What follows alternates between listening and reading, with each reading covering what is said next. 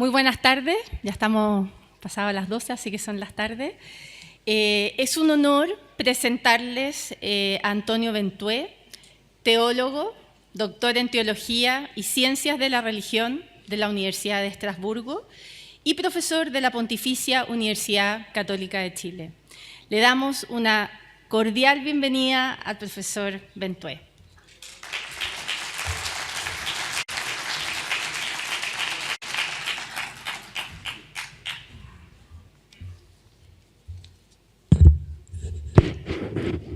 Buenos días, ya tirando a buenas tardes. Ya.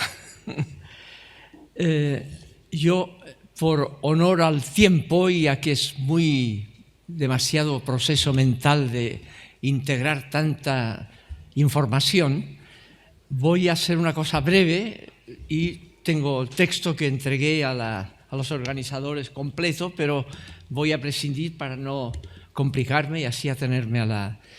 A ver...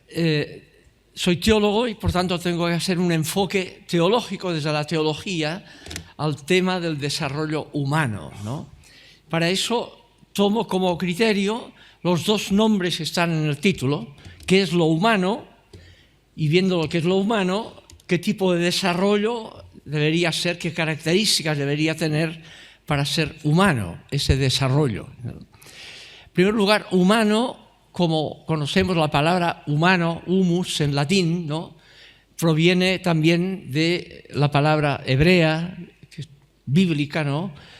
Adam, Adamá, que significa propiamente barro, es como el humus de la tierra, es de barro, ¿no?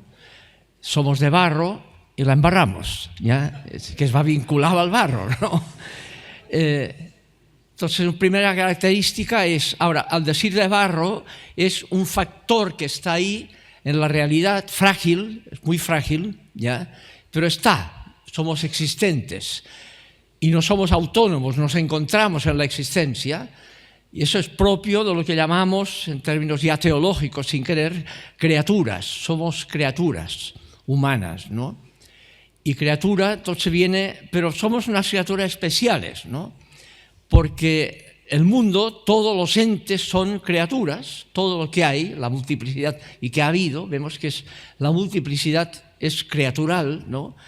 Pero todas esas criaturas son, muchas de ellas, sin tener conciencia de que son, ¿ya? De hecho, el mundo es así, en un criterio evolutivo de la materia inconsciente, pero que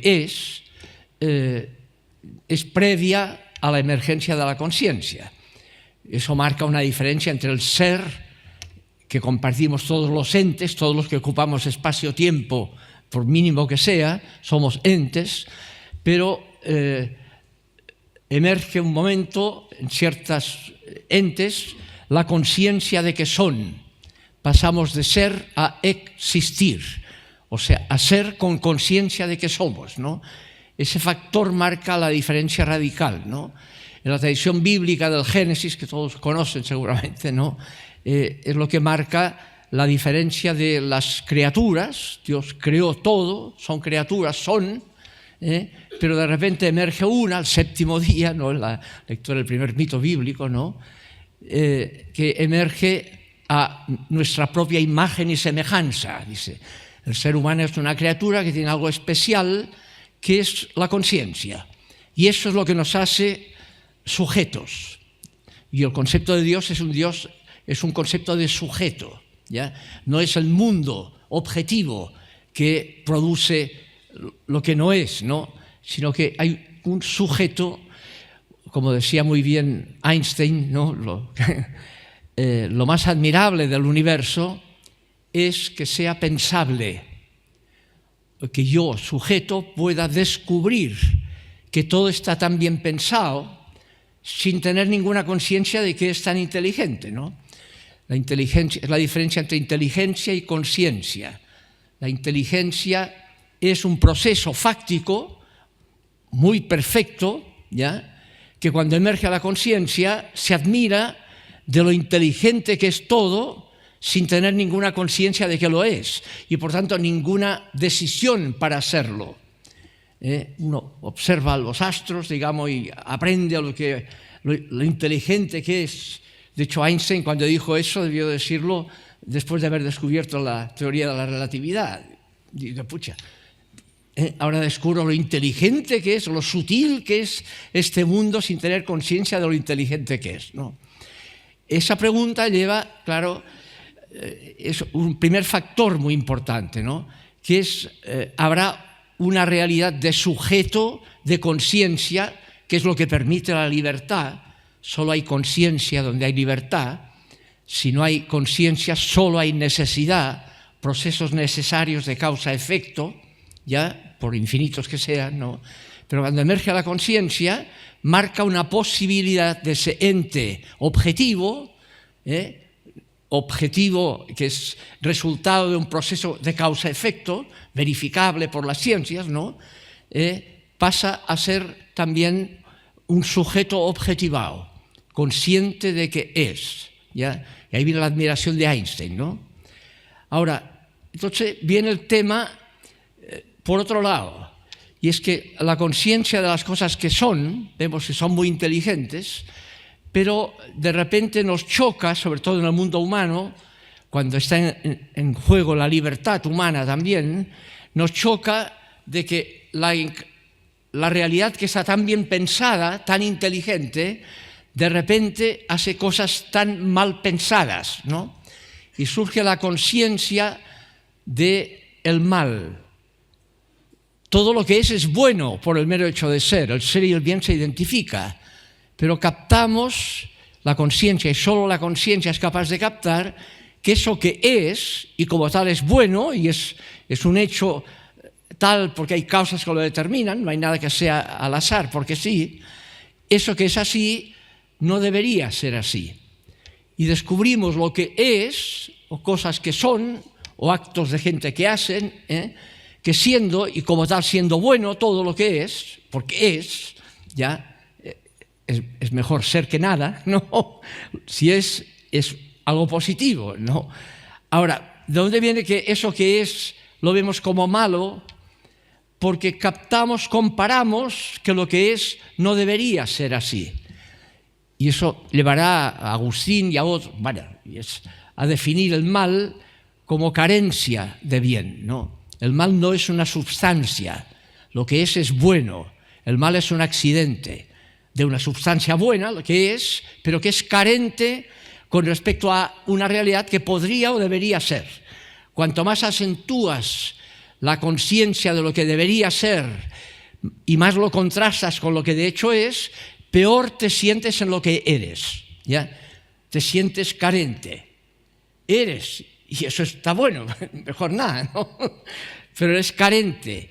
Y cuanto más acentúas la carencia, eso llevó al amigo, iba a decir, porque Buda, ¿no? Cuando se planteó por qué la gente sufre, el punto de partida del budismo, no porque hay mal, porque hay carencia, donde más duele el sufrimiento de los inocentes, ¿no? Llegó y se retiró y hasta que llegó a prenderse la ampolleta y tomar conciencia de por qué había ese mal. Y estampó en la primera noble verdad del budismo: existir es sufrir, ¿ya? La existencia implica carencia, necesariamente, porque no somos Dios, no somos un acto eterno, somos una potencia, solo que somos lo somos, pero siempre estamos abiertos a posibilidades que son posibles pero no están en acto. Y por tanto, esas posibilidades, si no son realizadas y que son objeto de deseo, nos hacen sentir mal, sufrientes en lo que somos, ¿no? Esto llevará a Buda a la segunda noble verdad. Dice, bueno, ¿por qué existir es sufrir? La raíz del sufrimiento es el deseo, ¿ya? El deseo. Al desear algo que debería ser y no es, sufrimos en lo que somos, ¿no? Y por eso la solución de Buda dice, ¿qué habría que hacer? Si quieres dejar de sufrir y dejar de desear, te dirá la tercera noble verdad, no tome Coca-Cola y así no sufrirá, sino ya deje de desear, inhiba el deseo, y viene todo el yoga budista. ¿Cómo inhibo el deseo si los estímulos son tan poderosos, no? Bueno, pues yoga. Ya, yo te enseñaré una disciplina para enseñarte a dejar de desear y así dejar de sufrir, o sea, dejar de existir. ¿Ya? Llegar a la eliminación, digamos, de la realidad, que es el concepto de nirvana, medio concepto de trascendencia del budismo, ¿no? En la tradición judeocristiana ya el tema es quizás la diferencia principal entre budismo y tradición judeocristiana, ¿no? Que el budismo, en el fondo, la solución al problema de la existencia, que es el sufrimiento, ¿no? El mal, ¿no? Está en la posibilidad del ejercicio de una actividad propia como es el yoga, y para eso, con que la vida es corta y no hay mucho tiempo, ¿no? Te da más tiempo, hay la reencarnación. Entonces postula que el sujeto humano en la situación actual y el sujeto, siempre que ha estado, es lo que llamamos el alma. El alma es yo soy mi alma, pero también los objetos tienen alma, todo está animado, es pananimista, ¿no? Y esa es la alma la que se reencarna, no son las personas, es el alma que cambia de envase, que es el cuerpo, ¿ya? Y entonces, para dejar de sufrir, con que existir es sufrir, hay que dejar de desear y para eso hay que dejar de reencarnarse. Y todo el yoga budista, si algo busca, es qué hay que hacer para no reencarnarme más, por favor, ¿ya? Y el ideal es superar, es como un océano de agua, que es la gran alma, ¿no? Que es Mahatman, ¿no? Y que ese Mahatman único está participado en pequeñas almas, Jivatman. ¿Y por qué hay diferencia entre la pequeña animación, mi alma, y la única alma absoluta? ¿De dónde viene la diferencia? Por culpa del cuerpo, que es el envase. Es como en el océano, que hubiera botellas, y cada botella tiene la agua oceánica, es la misma agua, la del océano total, pero ¿dónde está la diferencia? En que está envasado. Entonces, solución, que se rompa el envase. Si se rompa el envase, una de dos. Si tú has quedado muy apegado esa agua a ese envase, cambiarás de envase y se reencarna. O sea, la misma agua cambia de envase, ¿ya? Ahora, si ha llegado un momento que hay una determinada encarnación en un envase, ya se ha desapegado totalmente, el sanatana del hinduismo, la doctrina del desapego, es el hinduismo brahmánico, ¿no? Y de ahí toma el budismo, ¿no? Si te has desapegado totalmente, entonces esa agua, al romperse el envase, se funde en la única agua. Y es Mahatman. Gandhi, Mahatma, ¿qué significa? Que el Gandhi que conocimos antes de morir estaba en su última encarnación. Y al romperse el envase que lo mataron, además, ¿no? Ya no se reencarnó más, ya es Mahatman, ya está unificado con el absoluto. Es el concepto de reencarnación y el ideal nirvánico, de identificarse con lo único absoluto, dejar de ser yo. Y en el budismo, incluso en los yogas más avanzados, más sutiles, es llegar a desapegarme de mi propio yo, no solo de objetos, sino dejar de ser yo mismo, ¿no? Como mi yo forma parte del sistema reencarnatorio, el alma pequeña, el Jivatman, ¿no? En cambio, en el mundo judeocristiano es monoteísta, bueno, dejémoslo, explícitamente hay un sujeto absoluto que es el sujeto creador de que haya entes y no nada. La pregunta fundamental, ¿no? Cuando emerge a la conciencia, se da cuenta de que es el cogito cartesiano, yo soy, eso no tengo duda, ¿no? Y luego existo. Entonces, la intuición es, ¿por qué hay entes y no nada?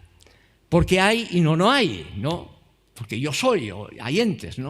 Quizá ustedes, a mí me lo parece que están aquí, como dice Kant, ¿no? Yo veo que el fenómeno es un fenómeno que aparece, ustedes están aquí. Pero ¿cómo sé que están aquí? Porque a mí me lo parece. ¿Y cómo sé que solo me lo parece y resulta que no están? Kant, agnosticismo, ¿no? Yo sé, el fenómeno, él afirma. Ahora, que ese fenómeno tenga relación a algo en sí, el noumenon, no sé. Propiamente no sé. Solo sé que a mí me parece que están aquí. Luego están, no sé propiamente. ¿Cómo verificar que lo que a mí me parece corresponde a algo que no es lo que a mí me parece? No hay manera. Eso es la sutilidad de la crítica de la razón pura de Kant, ¿no? Pues tendrá que elaborar una crítica de la razón práctica para ser práctico. Sí, asumamos que están aquí, ¿no? aunque teóricamente no sé. Bien, dejando eso, la intuición profunda es que pues, si hay entes, aunque fuera el yo cartesiano, es porque es la genialidad que tiene la tradición judía original de la Biblia, ¿no?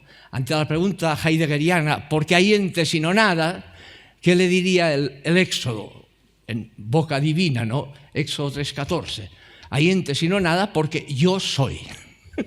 El nombre Yahvé, el tetragrama sagrado, ¿no? Porque yo soy, por eso hay entes. Porque de la nada no puede salir nada. De la nada no puede salir nada y no puede salir nada. O sea, de la nada no hay posibilidad alguna, no hay ni acto ni potencia. Si pudo ser algo, ese poder ser no era nada, o si no, no habría podido ser tampoco, ¿no? Y en cambio hay. ¿Por qué hay y no hay? ¿Ya? ¿Y por qué hay una posibilidad de ser que se actuó? Hay entes, ¿no? Porque hay una realidad que es el ser. Y es el ser absoluto identificado con lo que llamamos Dios. Hay el ser absoluto. Que además captamos que con que vemos que eso no es un azar, ese ser que es, decide que haya lo que no es él. El mundo es producto, los entes son porque yo soy, y ese yo soy tiene libertad, decide que exista lo que no es él. Y ahí vamos al tema del mal de Buda, enfocado aquí en la tradición judeocristiana, porque claro, entonces yo soy y decido que exista lo que no es Dios. Pero eso que no es Dios, y porque no es Dios y tiene potencia, no agota el ser, ¿ya? El poder, la potencia es propio del mundo, lo que decía Aristóteles, no, Dios es puro acto, un solo acto, no tiene potencia, Dios no es poderoso, no es omnipotente, eso es metafísicamente falso, a no ser que interpretes qué significa el poder aplicado a Dios. No tiene nada que ver con el poder mundano, no es una posibilidad de ser algo que no lo es en acto, ya no sería Dios. Dios solo es acto, es un acto eterno, no hay antes y después, ¿ya? En cambio el mundo es potencia y acto, es con posibilidad al infinito que marca la competencia. Competimos, son potencias en competencia, ¿no? Que marca un problema, que aumenta el problema del ser humano, ¿no? Y del mundo, ¿no? Ese es el tema fuerte que hay ahí, ¿no? Y entonces el mundo judeocristiano, Dios decide que exista el mundo, y con que implica mal el mundo, porque no es mundo, el mal es una dimensión necesaria del hecho de que exista el mundo, porque es la potencia. Y Dios no puede crear otro Dios. O solo existe Dios, acto eterno, o si existe lo que no es Dios, implica la carencia, o sea, el mal. Es un rasgo necesario de la creaturidad, que el Génesis lo identifica con la fragilidad, ¿no? A diferencia de que está de otras tradiciones dualistas, ¿no? Que para explicar el mal lo atribuyen a otro principio. Hay dos dioses, uno bueno y uno malo, dualismo, ¿no? Lo bueno viene del Dios bueno, lo malo del Dios malo, en pugna, ¿ya? Y las criaturas, hay algunas que son predestinadas en la línea del Dios bueno y otras predestinadas en la línea del Dios malo. Hay buenos y malos. Eso es el dualismo, que marca la mitología mesopotámica, que sirvió de base a la mitología bíblica del inicio del Génesis, ¿no? Con el correctivo que hace la Biblia de el Enuma Elis, ¿no? El mito de creación mesopotámico dualista, lo corrige en forma monoteísta. Dios es uno solo y es bueno, el ser y el bien se identifica con que es uno solo, solo hay sustancias buenas. No hay un Dios malo que explica lo malo. Entonces, ¿cómo se explica el mal? No porque hay mal o principio de mal, no hay sustancias malas y no hay un principio que crea el mal. No, solo hay un principio bueno que crea todo lo que es. Y Dios vio que era bueno cada día, todo es bueno. ¿Dónde sale el mal? Y lo crea, y además al ser humano a nuestra propia imagen y semejanza, o sea, bien más. Pero es frágil, es de barro y la embarra. Ahí está el tema. Y atribuye el mal no a la malicia, sino a la fragilidad. Es el correctivo monoteísta. No hay buenos y malos, hay más o menos frágiles, que puede llegar al extremo de la fragilidad a un ejercicio casi maligno, aquí lo que dirá el Evangelio, que algunos pueden conocer, ¿no? Todo será, por tanto, perdonado, todo. Todo es atribuible a la fragilidad. No juzgues ni condenes a nadie. Todos somos solidarios en el mismo barro. No hay buenos y malos, ¿ya? Ese es el tema. Pero todo es perdonable.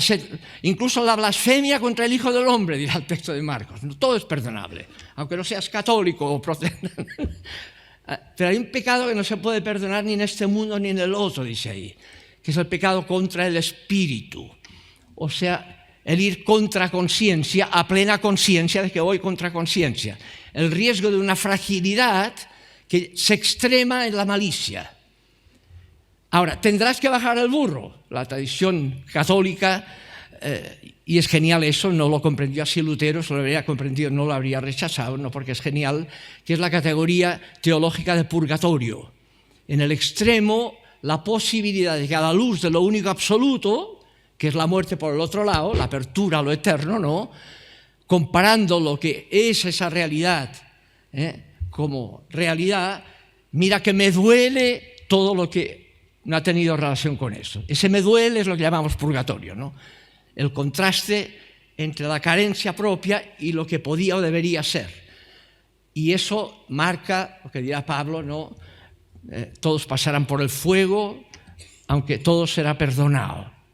Y forma parte de la esperanza cristiana esperar que todo el mundo será salvo sin ninguna excepción. ¿Me explico? Porque en la muerte, del otro lado, todo el mundo tendrá que bajar del burro, ¿ya? Si alguien no bajara, sería la posibilidad de la autocondenación. Incluso el catecismo católico ya no habla de que Dios condena a nadie, no usa. El infierno no es el lugar de la condenación de nadie. El infierno es la posibilidad de un ejercicio diabólico de la propia libertad.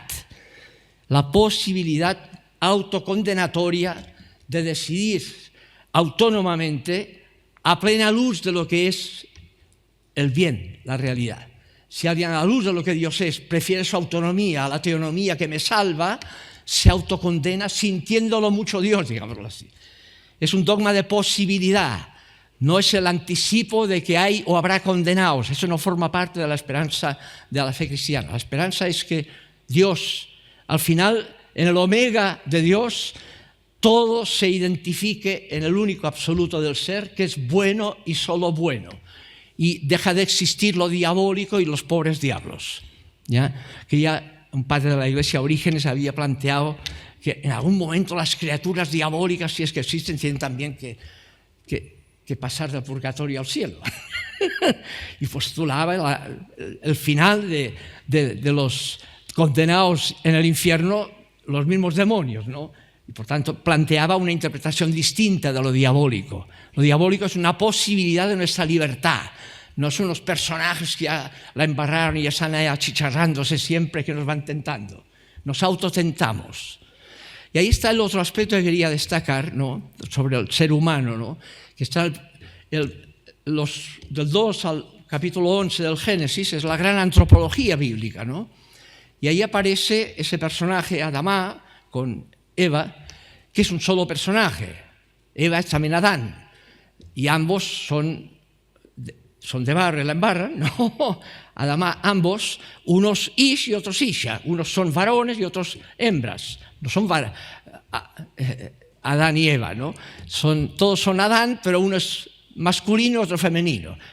Y por eso el mito segundo dirá, creemos al ser humano, Adán, a nuestra propia imagen y semejanza, y los creó varón y mujer, con equidad total. No, es una doble variante de Adán. Entonces pone el mito de Adán, con el personaje Eva ahí, pero es como secundario, ¿no? Porque también Eva es Adán, ¿no? Es la misma. Y lo pone en una primera escena, pone la escena de Adán y Eva en el paraíso. Bueno, no importa, ¿no? Sí, se me oye igual, ¿no? No importa, si no lo necesito. Adán y Eva en el paraíso, ¿no? La vida consistente, el jardín, Dios se pasea ahí por el mismo jardín. Obviamente es una forma de decir lo que Dios es. Dios es vida plena.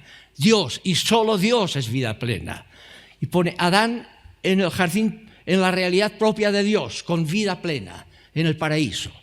Lo segundo, inmortales. propio y exclusivo de Dios, solo Dios es inmortal. Adán y Eva participando de la inmortalidad propia y exclusiva de Dios. Y tercero, en perfecta armonía, no hay competencia, ¿ya? Debido a la potencia, ¿no? En perfecta armonía. Eva y Adán, y después pone ahí la forma de Dios le da a todos los animales para comer las hierbas del paraíso, leones y ovejitas comiendo juntos hierbas, ¿ya? Y al ser humano que le da los frutos silvestres del paraíso, ¿ya? Es como es decir, nadie tiene que matar a nadie para vivir él. Ojalá no hubiera que competir, no hubiera que imponerse para vivir, ¿ya? Ojalá. Y pone a lo que Dios es. Dios es amor gratuito, Dios es plenitud de vida, inmortal, o sea, no existe el límite de la nada en eso, que es la muerte, ¿no? Y en perfecta armonía, en perfecta comunión consigo mismo. Y ahí vendrá todo el tema, porque Dios es en sí mismo, ese acto eterno es relación, el acento fuerte. Dios no es poder, no compite, es comunión. Es relación. Dios no es yo, un yo que con su poder quiere someterlo todo a su poder y si no te saca la mugre, ¿no? Dios no es poder que se impone, sino que es yo-tú, es relacional, dicho en cultura patriarcal, es padre-hijo, hijo-padre, ese es su único espíritu. Por tanto, lo absoluto no es el poder, lo absoluto es la relación. Y por lo tanto, el ser humano consciente, cuando emerge la conciencia que permite la libertad creatural, el criterio del valor no está en el poder, sino en cuán relacional eres. Está en la relación. Un ser humano es tanto más humano, no cuanto más poder impone y le gana a los demás, sino cuanto más relacional es por el otro y con el otro, incluso a costa de lo propio. El criterio absoluto es la relación. Dios es misericordia. Decide en relación al fuera de sí, incluso en el extremo, mísero. No poder a costa de la misericordia. Tenemos ya un tema importante ahí, ¿no? Ser humano es regirse por el criterio de la relación, de la comunicación relacional, dialogal, o como quiera llamarlo, de la fraternidad, de la solidaridad, todos esos criterios relacionales. Eso está en la lectura profunda de la tradición judía monoteísta, derivará en la concepción monoteísta trinitaria cristiana, que es el mismo monoteísmo profundizado. Dios es uno solo y ese único absoluto es relacional. Eso significa que ese único Dios es trino, no tiene nada que ver con las matemáticas, ¿no? Ya es la igualdad del único Dios en la relación padre-hijo, hijo-padre. Es padre porque es hijo y es hijo porque es padre en el acto eterno, porque ese es su único espíritu, común a padre y a hijo. ¿Ya? Es la forma trinitaria de decir Dios es relación. Por tanto, lo que vale es la relación, no el poder. Eso cuando culmina en el cristianismo, porque si ustedes se dan cuenta, la pregunta ¿por qué hay entes y no nada? Uno puede dejarla, como nos gusta más a los científicos, a la pregunta por las causas, ¿no? La ciencia es el conocimiento por las causas, definía Aristóteles ya, ¿no? Eso es la ciencia, ¿no? Cuanto más descubres qué causas determinan lo que observo, más tienes el conocimiento científico de lo que observas, ¿no? Todas las carreras hacemos esto, buscamos cuáles son las causas conscientes, cómo descubrir las causas se explica lo que observo, ¿no? A veces son muy sutiles las causalidades. Eso es la ciencia, ¿no? Pero hay otra pregunta más profunda, más de otro orden, que no tiene nada que ver con la pregunta por las causas. Es el otro por qué. El por qué hay entes y no nada, hay el por qué causal, que la mitología intentará responder primero, y de ahí, desde el siglo XII, vendrá la influencia aristotélica con el pensamiento inductivo, y la ciencia moderna sustituirá a la explicación mítica de la realidad como hipótesis causal de cómo explicar las cosas, ¿no? Vendrá la ciencia moderna aristotélica con el conflicto que tuvo con la premodernidad marcada por una mala interpretación del mito como que le hacía la competencia a la ciencia. ¿Quién tiene razón, la Biblia o lo que dice Galileo? ¿Ya? Y casi matan a Galileo en nombre de la Biblia. Y resulta que tenía razón Galileo. Porque la Biblia no pretende informar, pretende transformar. No le hace la competencia a la ciencia. Es una mala hermenéutica eso, ¿no? y desde el siglo XII la influencia aristotélica, con el problema que produjo, y que lo produjo después hasta el siglo XX, ¿no?, a la Inquisición y otros, en nombre de la Biblia se condenó no solo a Teilhard de Chardin, que por dialogar con el mundo evolutivo, y a otros, ¿no? Y los otros tenían razón. Y entonces cayó la teología en la cuenta de que entonces hay que interpretar bien la palabra y interpretar bien cómo usar la Biblia, o si no podemos hacer barbaridades con la Biblia en la mano. ¿Ya? La Biblia no pretende informar, pretende ofrecer sentido. Y desde ese sentido que la conciencia capta, motivar a la conciencia a decidir libremente en la dirección de eso que ha descubierto que le da sentido. Y ahí viene ese es el otro porqué. Un porqué es el causal y el otro es cuál es la razón de ser de eso que observo y que las ciencias describen tan maravillosamente. ¿Qué sentido tiene? Y ahí está el tema, ¿no? Yo tenía aquí, lo voy a citar igual, en la obra misma de metafísica, que se llama ¿Qué es metafísica?, de Heidegger, una obra que fue breve, pero es muy contundente, ¿no? Heidegger se pregunta, esa forma que les dije ahora, ¿por qué hay entes y no nada? Es la pregunta con que termina el librito, que es metafísica. Todo el desarrollo es darse cuenta de que lo permanente en los seres creados es la nada, es que dejan de existir siempre y ligerito. Ya, todo es por nada y ligerito, mirado con cierta macroscopía, ¿no? Pero es así, incluso las galaxias dejan de ser. Y obviamente, ligerito, en ese contexto, todo lo que hayan hecho o no hecho los terrícolas habrá sido por nada, fundiéndose en la Vía Láctea, nuestro planeta. ¿Entiende? Esa es la previsión. Pucha, entonces la nada y no... ¿Por qué ser para nada? ¿Por qué ser para no ser? Esa es la gran pregunta. ¿Qué sentido tiene ser si en definitiva es para no ser? Es como ilusionar en vano, es una tomadura de pelo. No te lo tomes muy en serio porque ligerito, chao. Es muy fugaz la vida. Tan fugaz que es estadísticamente despreciable. Lo permanente son los cementerios, los exvivientes, donde estaremos ligerito todos. Esa es la verdad de fondo, ¿no? Ahora, ¿por qué? ¿Qué sentido tiene eso, que sea así? Y entonces retomo y termino, ¿no? Lo que Dios es, porque es relación en sí mismo, finitaria, ¿no? No hace nada por su eterna gloria, es extrovertido, es exusía, es salida de sí mismo en sí mismo, porque Dios es en sí mismo exusía, extroversión, por eso hay lo que no es Dios. Yo no habría creado, la creación no le aporta nada a Dios excepto dolores de cabeza. Claro, mejor solo que mal acompañado. ¿Por qué no existe solo Dios y se ahorra todos los problemas y nosotros también? ¿No será que Dios es extrovertido, no hace nada por su eterna gloria, no es egocéntrico? Y por eso no compite. Que Dios, porque es en sí mismo extroversión, genera lo que no es, lo fuera de sí. El mundo es el no Dios. No es panteísmo el tema. El mundo no es Dios, porque es espacio-tiempo. Dios es un acto eterno. El mundo implica potencia, o sea, no es Dios. Ahora, ¿por qué hay mundo? Y entonces viene con que el mundo, en el acto eterno que tiene Dios, cito una frase de San Agustín ahí implícita, ¿no? Dice, en el acto eterno, extrovertido de Dios, que ese acto eterno decide crear, en ese mismo acto eterno, es un solo acto en Dios, decide encarnarse y morir en cruz. Más loco todavía, no te conviene. ¿Entiendes? Porque Dios es extroversión y por eso hay mundo, con que el mundo implica mal, Dios decide al crear mundo asumir personalmente el mal donde más duele, el sufrimiento del inocente. Y es el crucificado, se identifica con el Dios encarnado. Aquel texto que es tan notable en Juan 8:28, ¿no? Sí, es el Evangelio de Juan, dirá, cuando levanten al Hijo del Hombre en la cruz, conocerán que yo soy. Y pone el tetragrama sagrado identificado con el crucificado. Yo soy, se revela en el crucificado lo que yo soy.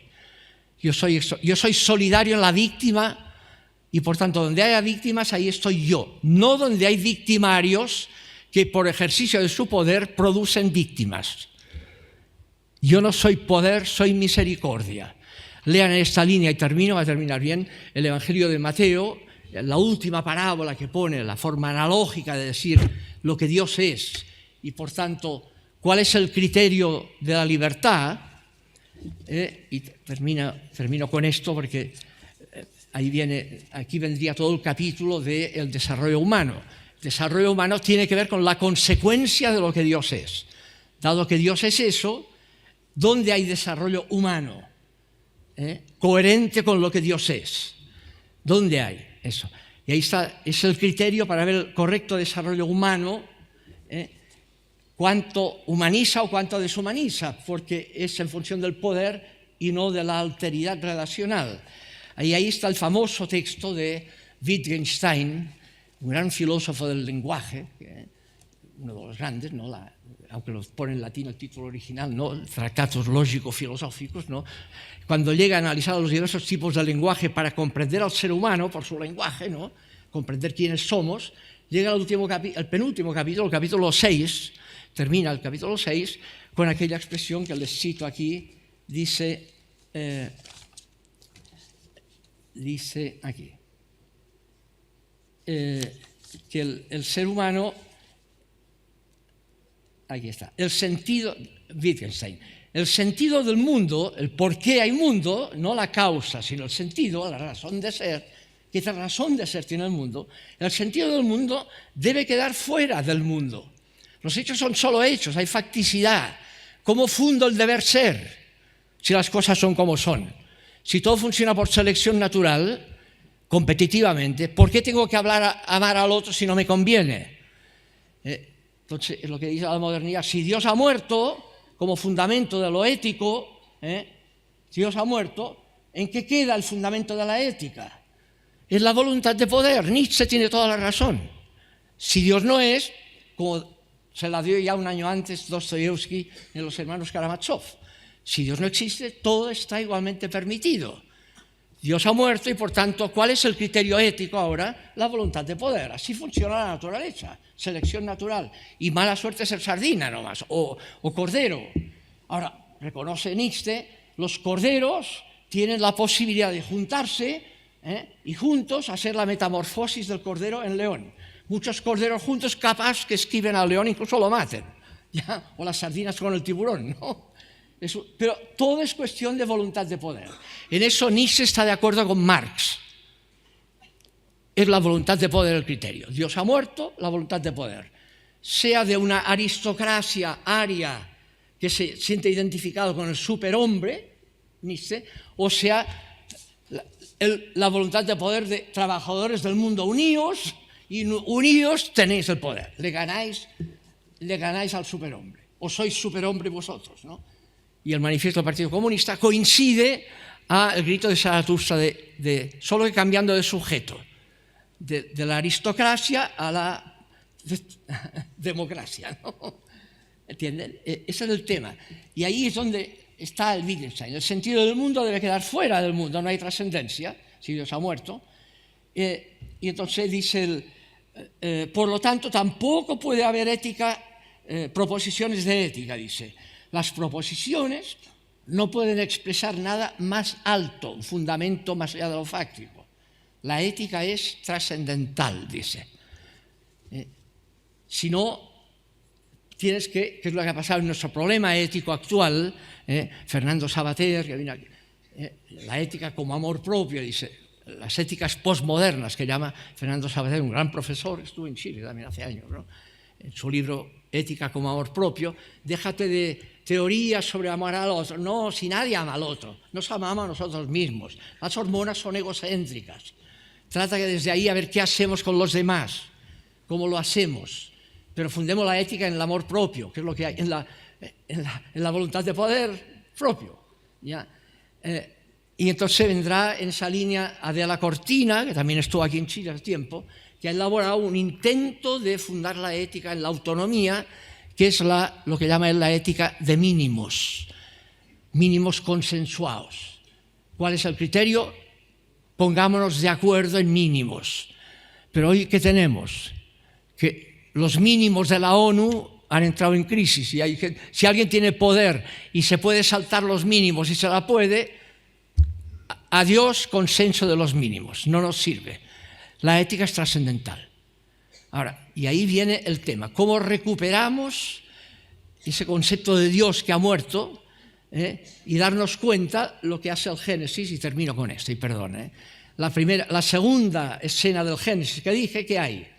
El ser humano pretende fundar la ética en la voluntad de poder, es de barro y la embarra, que es la tentación, ¿no? Hay un árbol de la vida, acto eterno, y otro árbol que es el árbol de la ciencia del bien y del mal. ¿Con qué criterio es lo bueno y lo malo, no? Y el otro pisa el palito, toma el fruto para decidir qué es lo bueno y lo malo autónomamente, voluntad de poder, y se le abrieron los ojos, dice la Biblia, y que vieron que estaban desnudos. Y viene la segunda escena que describe qué es el hombre al desnudo, cuál es la verdad del ser humano en su autonomía propia, ¿ya? Y describe expulsión del paraíso, vida no paradisíaca, inconsistente, insoportable levedad del ser. La vida es tan fugaz, tan eso que me pego un tiro. El suicidio se da más en países desarrollados que subdesarrollados. ¿Por qué? Porque mientras no puedes darle la culpa a algo que no tienes, pero cuando lo tienes parece todo y te das cuenta que es de la misma bestia el problema, ¿entiendes? Y reniegas a la existencia por lo insoportablemente leve que es, ¿no? O fugaz, etc. Primero, insoportablemente leve, expulsión del paraíso. Segundo, muerte. La nada es la última palabra. Adán es mortal y se muere, ¿ya? Y tercero, la armonía, con esos símbolos, digamos, de la convivencia, se terminó y Adán y Eva pelean y Caín mata a Abel y siguen los capítulos hasta el capítulo 11, pretenden hacer algo para superar el problema de la convivencia, las lenguas, y se le derrumba la torre y nadie se entiende con nadie, dispersión de lengua. Y tenemos inconsistencia de la vida, la nada como última palabra, la muerte y hormonas egocéntricas, no hay manera de entenderse.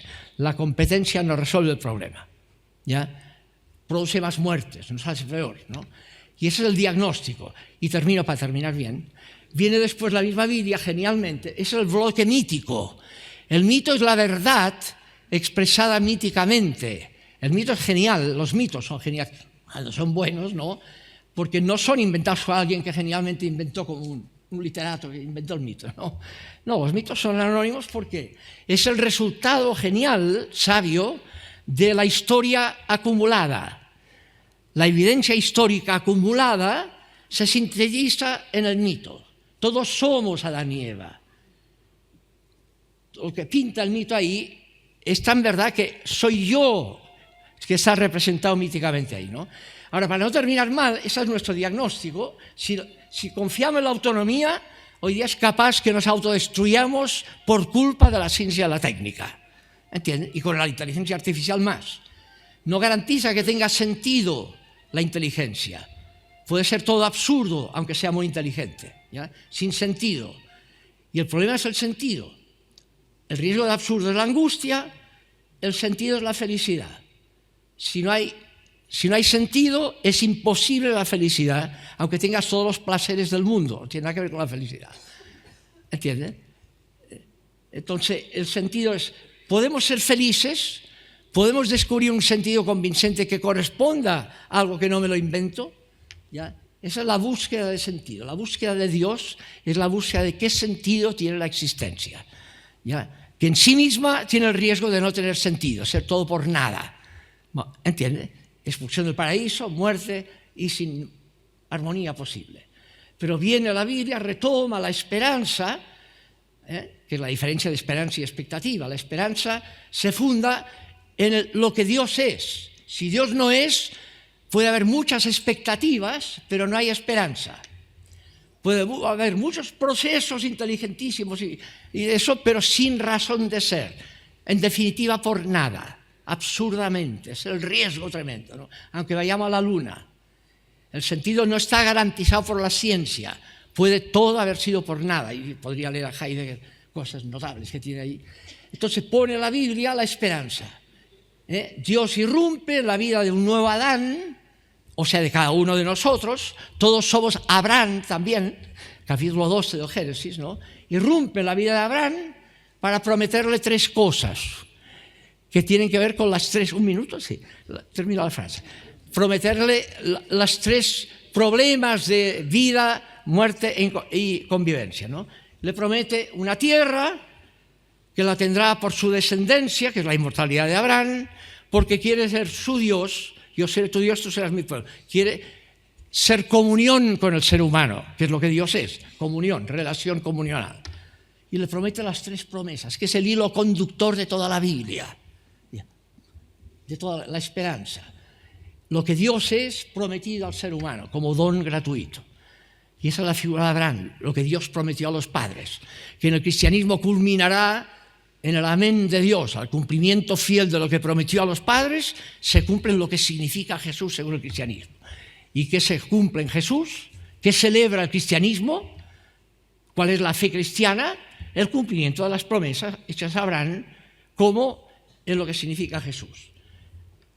Navidad, Dios se hace hombre para que el hombre sea Dios, participe de la vida misma de Dios. ¿Qué más contundencia quieres? Vida divina, paraíso. Dios se encarnó para que el hombre sea divinizado. Dios muere para que el hombre resucite, ¿ya? Pascua. Y Dios nos da su propio espíritu de alteridad, o Espíritu Santo, que es amor de alteridad, para superar nuestras hormonas egocéntricas, que es el mito del capítulo 11 del derrumbe de la Torre de Babel. Y lean el capítulo 2 de los Hechos, viene el Espíritu de Dios y todo el mundo se entiende con todo el mundo. Faltan lenguas, ¿no? Esa es la esencia del cristianismo. Navidad, Pascua y Pentecostés es lo que eso significa, el amén de Dios. Me excuso, pero no, me quedo muy amado.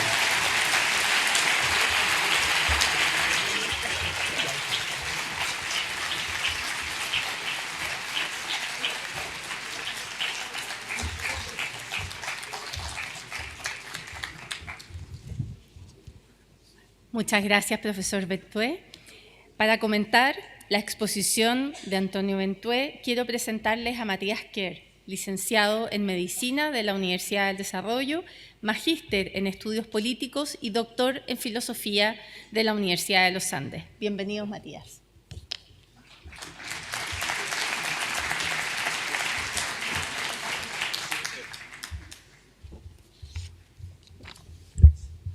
Muy bien, muchas gracias. Seré breve, lo prometo.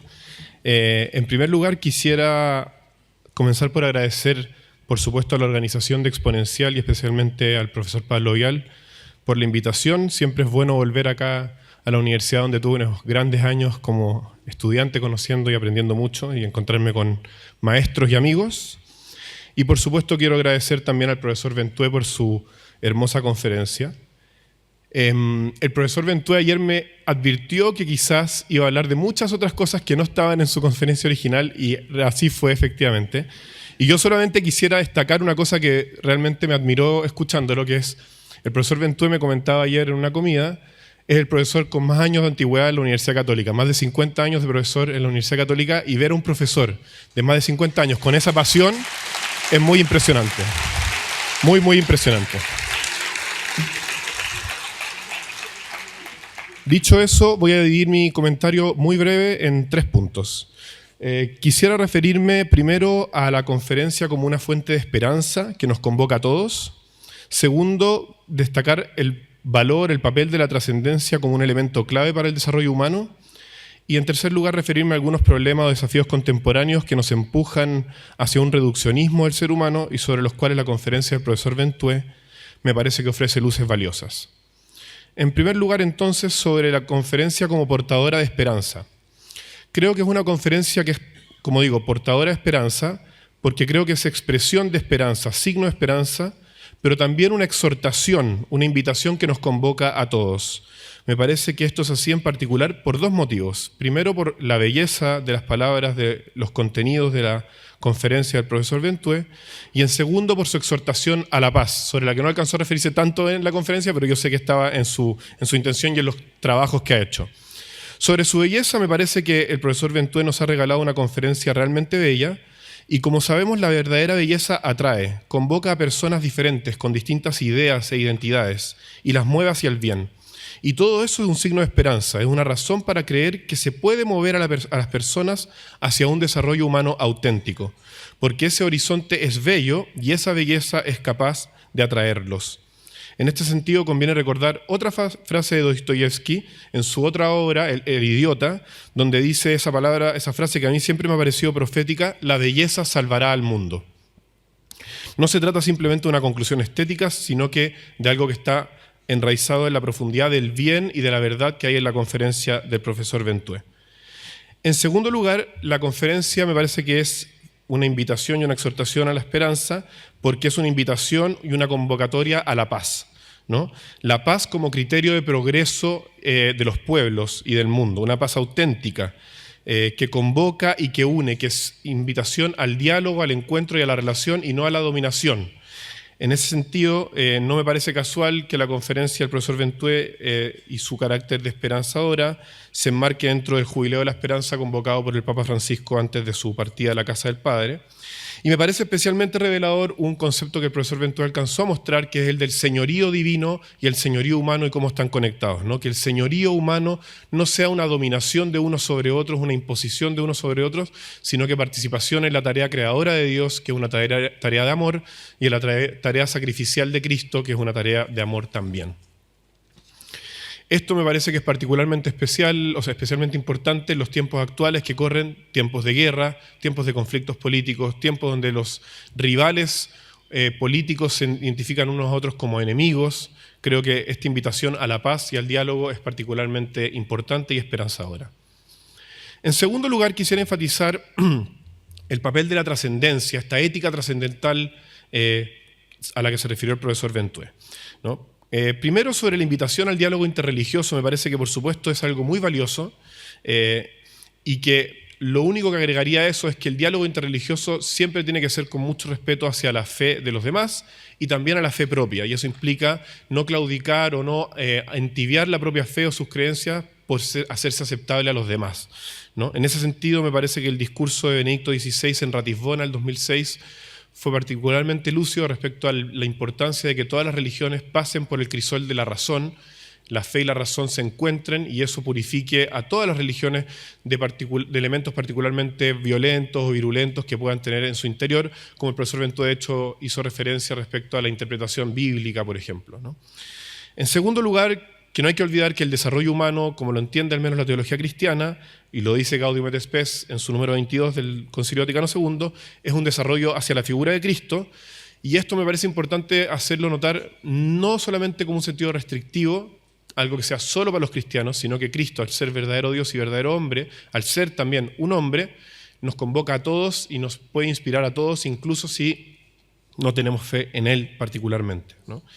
Y tercero, cómo la ética trascendental es capaz de dotar de sentido a la vida de las personas, ¿no? Nietzsche y muchos otros autores han mostrado con particular sofisticación el nihilismo y la ausencia de sentido, pero esa ausencia de sentido la vemos en las personas concretas en el día a día que viven sin un sentido más profundo, sin encontrar el sentido de su existencia. La alusión que hizo, por ejemplo, a los problemas de salud mental el profesor Ventoux me parece muy apropiada. Y por último, quisiera referirme brevemente a la importancia de esta conferencia en cuanto a la promoción del ser humano en un contexto donde muchas ideologías y desarrollos tecnológicos amenazan con reducirlo o incluso dejarlo obsoleto. Por distintos motivos, en los últimos años me ha tocado estar en contacto con autores e ideas del ámbito transhumanista y eugenésico. Esas y muchas otras ideas, algunas económicas, políticas, por ejemplo, tienen la pretensión de reducir al ser humano a una mera agregación de células, funciones o actividades productivas o preferencias de consumo. Este reduccionismo, creo yo, es uno de los grandes peligros de nuestro tiempo y nos hace especialmente vulnerables a la tecnología. No solo la inteligencia artificial, que tiene por supuesto cosas seguramente muy buenas de las que nos hablará la profesora Costa, pero también amenaza o desafío, la computación cuántica, la robótica avanzada, las biomejoras genéticas, ¿no? Hace un tiempo leí a un autor que afirmaba que en el futuro la gran división dentro de la civilización humana No sería entre conservadores y progresistas o entre creyentes y no creyentes, sino entre quienes valoran, defienden y promueven al ser humano, la humanidad, el humanismo, y quienes atentan contra él o quieren reducirlo o quieren dejarlo obsoleto o abolirlo, ¿no? Y buscar seres superiores, distintos, superarnos por la tecnología. En este sentido, me parece que la conferencia del profesor Ventoux es una inspiración para seguir pensando y buscando el auténtico desarrollo del ser humano, tarea ardua y de largo aliento que estoy seguro de que será posible solamente a la luz de ideas como las expuestas por el profesor en su hermosa e inspiradora conferencia. Naturalmente, esta tarea no es algo abstracto, sino que se debe traducir en acciones concretas. Por esa razón me parece muy adecuado que el profesor Ventoux haya terminado su conferencia con una invitación a una educación para un futuro humano. Y por lo tanto celebro que la Universidad del Desarrollo, a través de esta iniciativa de la conferencia exponencial, nos permita comprender la enorme tarea que tenemos todos, pero especialmente quienes nos dedicamos a la educación, lo que incluye en primer lugar a los padres, a educar con una perspectiva de desarrollo humano auténtico, especialmente con la misión de abrirle a las personas que educamos un horizonte más amplio, más bello y más trascendente. Muchas gracias.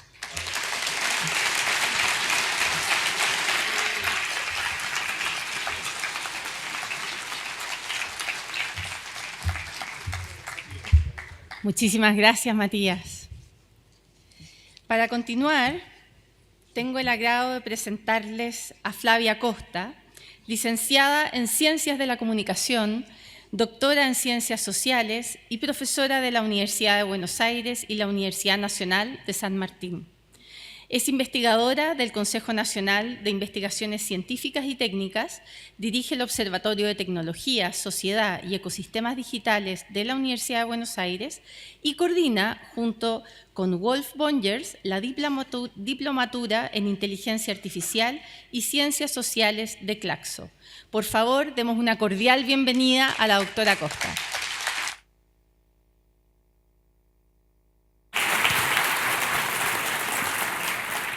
Bueno, buenos días, en realidad. Muchísimas gracias una vez más, por supuesto, a la universidad anfitriona y a las personas del rector, de los organizadores, también de los presentadores y comentadores, y por supuesto ustedes que están esperando que digamos algo que les resulte interesante, ojalá sea así. Voy a contarles no tanto qué estoy investigando en el observatorio, sino más bien el tipo de decisiones que tomamos los integrantes del Observatorio en Tecnologías, Sociedad y Ecosistemas Digitales para abordar lo que vamos a llamar ecosistemas digitales más inteligencia artificial. Consideramos que ese es el conjunto técnico del que estamos hablando, ¿no? El territorio del que estamos hablando. Por supuesto, vamos a hacer foco también en la inteligencia artificial, que es lo que están esperando, ¿no? Pero para poder hacer eso, digamos, para poder entrar ahí, yo les voy a proponer hacer primero una suerte de zoom out, ¿no? Ver un poco en perspectiva histórica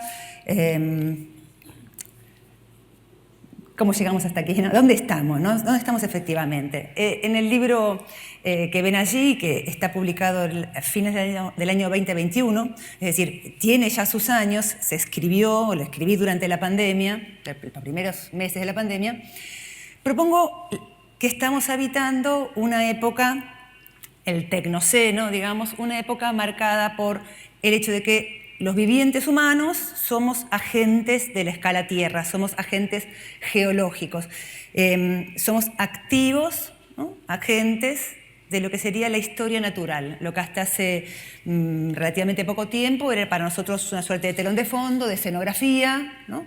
La historia humana ocurría, la historia natural era demasiado vasta, ¿no? ¿Se acordará alguno? Carl Sagan. El mundo empezó, el 1 de enero estamos a las 23:30, ¿no? Del 31 de diciembre, ahí empezó. Bueno, ahora estamos siendo agentes que dejamos huella en las masas acuíferas, ¿no? Por supuesto en los suelos, en los sedimentos, en la atmósfera, en la biosfera, que va a atravesar por lo menos tantos años como hace que está el Homo sapiens sobre la Tierra, ¿no? Cientos de miles de años. Ya estamos dejando huella estratigráfica, ¿no? Curiosamente, no es del todo una paradoja, pero la aparente paradoja es que las mismas fuerzas que nos han permitido un crecimiento enorme en términos de población, en términos de urbanización, en términos de productos de consumo, acceso a la educación media y superior para las capas prósperas tanto de Oriente como de Occidente. Esas mismas fuerzas, digo, estas fuerzas tecnológicas, son aquellas que pueden poner a nuestra especie y a otras especies en serio riesgo, ¿no?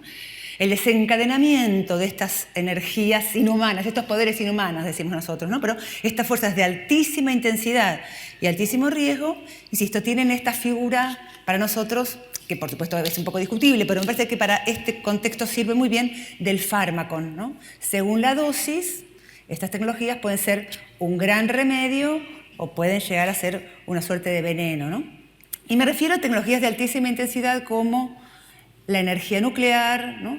Inhumana, ¿no? Una potencia inhumana, la energía, las petroquímicas, ¿no? Las tecnologías bioinformáticas, pero también estas de los ecosistemas digitales masivos que tienen un antecedente en lo que llamamos las tecnologías infocomunicacionales, ¿no? Para el otro lado. El nombre tecnoceno no es nuevo, muchos de ustedes seguramente tendrán claro que conversa, dialoga con otro término mucho más conocido, el de antropoceno, que un premio Nobel de Química, Paul Crutzen, y un ecologista y biólogo, Eugen Stermer, en el año 2000, en un breve artículo que lo encuentran en internet en cualquier momento, nombraron como el antropoceno, la era del humano, ¿no? La era del viviente, que deja estas huellas perdurables a partir de la industrialización, la urbanización, la agricultura intensiva, la actividad predatoria en los océanos, la quema de combustibles fósiles, etc. Ni bien ellos largan este término a la conversación pública, se produce primero un aglutinamiento, ¿no? De distintas científicos de distintas disciplinas que en una especie de encuentran el nombre antropoceno, una suerte de santo grial, ¿no? De la preocupación por la sustentabilidad del desarrollo humano, ¿no? O del crecimiento humano en sentido más general, ¿no? Pero claro, surgen al menos dos preguntas, dos controversias. Vieron que siempre en la ciencia aparecen controversias. Una, ¿cuándo empieza esta era, ¿no? Ellos habían dicho a comienzos de la Revolución Industrial, uno podría decir entre la primera y la segunda, ¿no? Entre el telar mecánico y la máquina de vapor y la popularización, digamos así, la masificación de los combustibles fósiles. Un químico también, Bill Steffen, aporta para esta controversia una buena parte de la evidencia que está de alguna manera sintetizada en estos cuadros. 24 indicadores, 12 del sistema humano, tendencias socioeconómicas, 12 del sistema Tierra, ¿no? La línea del tiempo no se ve bien, pero comienza en 1750, inicios de la Revolución Industrial, y sigue primero hasta el 2000, luego ellos hacen una segunda, una actualización de la investigación hasta el 2010. Verán que consistentemente hay una línea de puntos que recorre todas las marcas, marca la fecha 1950, en todos esos indicadores, no sé, población, urbanización, ¿no? Transporte, telecomunicaciones, producción de papel, consumo de fertilizantes, mundo humano, ¿no? Sistema Tierra, emisiones de dióxido de carbono, acidificación de los océanos, pérdida de biodiversidad, pérdida de bosques tropicales, acuicultura del camarón, bueno, en fin, en todas ellas ven de distinta manera, pero consistentemente, una gran aceleración, que es el título del artículo de Steffen, ¿no? Una great acceleration, la gran aceleración del crecimiento, podríamos decir en este contexto, de este desarrollo humano, impulsado por tecnologías que son muy poderosas, insisto, vamos, intuitivamente decimos, nos han permitido un enorme crecimiento, pero que también tienen estos riesgos, ¿no? La curva del riesgo o el gráfico del riesgo de Steffen muestra que en los 9, digamos, los 9 elementos, ¿no? Que conforman la estabilidad, o bueno, que permiten leer la estabilidad del sistema Tierra, al menos ya 2 de ellos, el ciclo biogeoquímico, en particular el ciclo del fósforo y del nitrógeno en el suelo, y por otro lado, la biodiversidad, tanto terrestre como marina, está ya más allá del umbral de irreversibilidad. Un caso que siempre menciono, un ejemplo que siempre menciono, los mamíferos terrestres que había sobre la Tierra en el año 1900, en este momento hay un 16% de esas especies ya extinguidas, un 9% en vías de extinción, ¿no? Que están protegidas en este momento, pero a eso llamamos umbral de irreversibilidad. Bueno, en ese contexto, Además, estaba la controversia por el nombre, ¿no? Yo voy a decir que defiendo, no para competir con antropoceno, sino para declinarlo, especificarlo, ¿no? Defiendo el término tecnoceno como parte de los equipos que venimos trabajando en estudios sociales de la ciencia y la tecnología, en parte porque, más que describir la era del humano en general, especifica un momento, ¿no? En torno a 1950, y especifica un campo de experiencia sobre el cual podemos actuar si queremos mitigar alguno de los impactos, ¿no? duraderos, negativos de este gran acontecimiento, ¿no? Además, bueno, coincidimos en eso con el grupo de trabajo, con el grupo de estudios del Cuaternario en la Comisión Internacional de Estratigrafía, los geólogos, que son quienes van a dirimir la controversia acerca de si efectivamente esta es una época geológica que sigue al Holoceno. En las dos votaciones que hubo, una en el 2019, una en el 2024, la primera votación fue muy favorable, la segunda fue muy desfavorable. Entendemos que va a seguir esta discusión en ese campo experto. Nosotros, como expertos de las ciencias sociales, nos alcanza con que sea una época histórica, ya vale, digamos, ya la podemos estudiar con mucho interés. Y como dice una bióloga feminista muy conocida, seguramente por muchos de ustedes, Donna Haraway, estamos en la necesidad de seguir con el problema, digamos, ¿no? De enfrentarnos con este crecimiento desigual, con este crecimiento lleno de oportunidades y desafíos, pero también de riesgos. Entonces, apenas voy a declinar esta propuesta de Haraway, diciendo no solamente seguimos con el problema, estamos coevolucionando con él, ¿no? Nos estamos transformando gracias a la convivencia intensiva con estas tecnologías, un poco también, como explicaban nuestros colegas en la primera parte de la sesión de hoy, ¿no? Esta intensiva interacción con los ecosistemas digitales o habitar en esos ecosistemas digitales, hoy nos están provocando algunas transformaciones que bueno, pueden llegar a ser evolutivas y creo que tenemos que prestarle atención. Dice algo interesante Haraway para mí, hay una línea delgada pero decisiva entre reconocer la vastedad del problema y sucumbir al catastrofismo tecnológico, al catastrofismo abstracto, ¿no? Todo está mal, o al solucionismo tecnológico, ya la propia tecnología va a resolver los problemas que vaya creando, ¿no? Seguir con el problema requiere una perspectiva más inteligente, creo yo también, ¿no? Requiere generar nuevos parentescos, ¿no? Con otras especies, inclusive también quizás con ese mundo maquínico, en colaboraciones, ¿no? Y contribuciones quizás hoy inesperadas. Pero bueno, para eso necesitamos entonces ser conscientes de que estamos habitando un momento particular. Estamos en un clivaje histórico, ¿no? Eso me parece lo más importante de esta primera parte, ¿no? Estamos en un momento especial, lo que Kuhn diría no es un momento de ciencia normal, ¿no? Es un momento heurístico. Tenemos que poder ser capaces de imaginar qué futuros nos gustaría habitar en esta coevolución y dirigirnos hacia él, ¿no? Y construirlos políticamente, socialmente y, por supuesto, individualmente. Yo digo muchas veces que estamos en un momento entre accidentes, ¿no? Entre el accidente normal de la pandemia del coronavirus, ¿no? Yo lo llamé así en un artículo de abril del 2020, remitiendo a un sociólogo de las organizaciones estadounidenses, Charles Perrow, que dice: todo gran complejo, todo gran sistema sociotécnico complejo produce inevitablemente un accidente normal. Ese normal quiere decir que va a ocurrir un accidente porque las interacciones en un sistema sociotécnico complejo de gran envergadura, siempre hay interacciones inesperadas, no previstas por el diseño. Ahora bien, sabemos que va a ocurrir, pero también, o sea, sabemos que es inevitable, pero también sabemos que es previsible, es decir, podemos mitigar el impacto de ese accidente. Bueno, ahora estamos frente al desarrollo de una nueva etapa, ¿no? De estos ecosistemas digitales, que es el advenimiento de las inteligencias artificiales de frontera, las inteligencias artificiales generativas, entre ellas los modelos de lenguaje grandes. Ya con lo que dijo más temprano Francisco, imaginarán qué significa que tengamos una tecnología que emula y genera lenguaje, ¿no? Vivir intensivamente en colaboración con una tecnología, ¿no? Que ha sintetizado el desarrollo del lenguaje, ¿no? Entonces, en ese momento estamos todavía un poco expectantes, los que venimos de este campo, pensando, bueno, ¿y cuál sería el accidente de la inteligencia artificial? Bueno, no hay un solo accidente de la inteligencia artificial, ¿no? Pero ¿cómo lo vamos a prevenir? Bueno, ese es el enfoque de mi trabajo en el observatorio. Y lo que les diría es, si tuviera que sintetizar 3 desafíos existenciales sociales y también políticos, digamos, de este momento. Desde el punto de vista epistemológico, pensar en la escala de este acontecimiento tecnopolítico. Todos tenemos en nuestros celulares hoy la inteligencia artificial ya funcionando, y eso ocurre desde diciembre del 2022. Es un acontecimiento que va más allá de la escala estatal, que es como nosotros los sociólogos solíamos pensar las políticas públicas, ¿no? Eso es lo que les estoy queriendo sugerir. Tenemos que empezar a pensar que estamos también habitando acontecimientos sociotecnopolíticos de escala planetaria que llegan a nuestro hogar, que llegan a nuestros hijos, que están con nuestros niños, ¿no?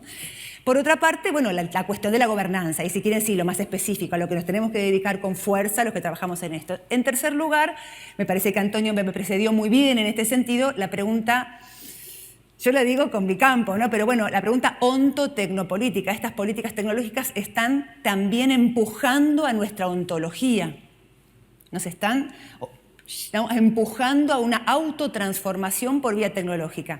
Antonio preguntaba, ¿es lo que deseamos? ¿No? ¿Es lo que queremos? ¿Es hacia donde nos queremos dirigir? Yo diría, bueno, ¿cómo se está haciendo eso? Es la pregunta que hacemos nosotros, ¿no? ¿De qué manera se hace y cómo podríamos intentar orientar esa transformación a bienes comunes, ¿no? A un futuro común deseable? Si puedo, llego esto. Me pidieron por favor que no me pase de los próximos 20, hasta donde llegue hablo y después me callo. Este cuadro yo lo uso dando clase, por supuesto no voy a hablar de él, pero hay una única cosa que yo les pediría que presten atención en la dimensión epistemológica, pensando en ciencias sociales y humanidades. Habitualmente nosotros pensamos, nuestros padres fundadores pensaban la relación individuo-sociedad.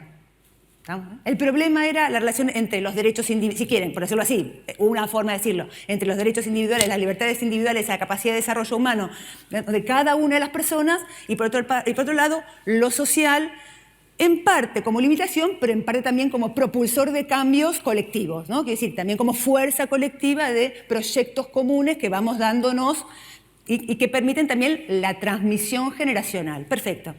Ese era nuestro campo de acción, diríamos, entre la línea 2 y la línea 3. Bueno, hace ya, por lo menos desde los inicios del Tecnoceno, que tenemos políticas, tecnologías y marcos jurídicos de relaciones sociales con elementos que son existentes, que son menos que un cuerpo. Empezando por los bancos de sangre posteriores a la Primera Guerra Mundial. Bancarizamos elementos que sacamos de nuestro cuerpo, por decir un caso, ¿no? Bancos de sangre, de células madre, ¿no? De órganos, ¿no? De tejido, de embriones, embriones interespecie. Ya hay embriones, hubo durante 20 días vivos embriones interespecie humano, primate, no humano, ¿no? Y con eso entablamos relaciones sociales. Por ejemplo, la relación con mi descendencia. ¿Guardo o no guardo células madre por si a mis hijos les pasa algo más adelante?